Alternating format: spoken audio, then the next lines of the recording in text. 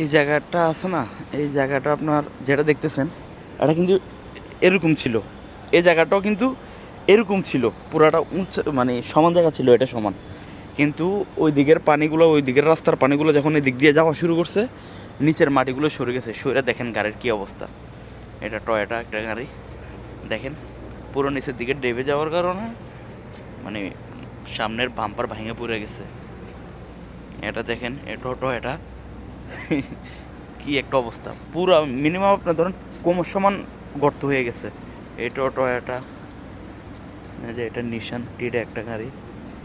মানে এগুলোর নিচে থেকে মাটি সরে গেছে, সরে যাওয়ার কারণে গাড়িগুলো নিচের দিকে পড়ে গেছে পুরো। কি ভয়াবহ অবস্থা হয়েছে।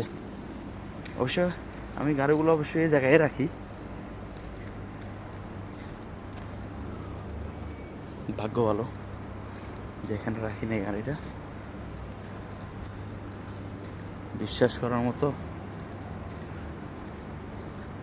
জিএমসি, কি একটা অবস্থা। ওইটা আর একটা রোড, ওই রোডটার কথা বলছিলাম। ওইদিকে পানি যখন ওভার হয়ে যায় তখন ওইদিকের পানিগুলো ওইদিকে চাপ দেয়, যার কারণে এরকম হয়। এদিকে তো যাওয়া যাবে না, এদিকে আমার অনেকটা কোমর সমান পানি এই রাস্তা। এদিক দিয়ে গেলে আমি দেখাতে পারতাম, মানে এদিক দিয়ে প্রত্যেকবারে যখন ওই পানি ওঠে তখন না হলো এই রোডের দুই পাশে গাড়ি থাকে। রোডের ওই মাথা থেকে মাথা পর্যন্ত মিনিমাম 200-250 মতো গাড়ি দুই পাশে পার্কিং করা থাকে। সবগুলো গাড়ি পানির উপরে ভাসে যখন বেশি বৃষ্টি হয়। এর আগের বার হয়েছিল, আমি আমার ইউটিউবে এরকম একটা আপলোড দিছিলাম। ওই সময় আমি ভিজে গেছিলাম ক্রস করতে গিয়ে রোড।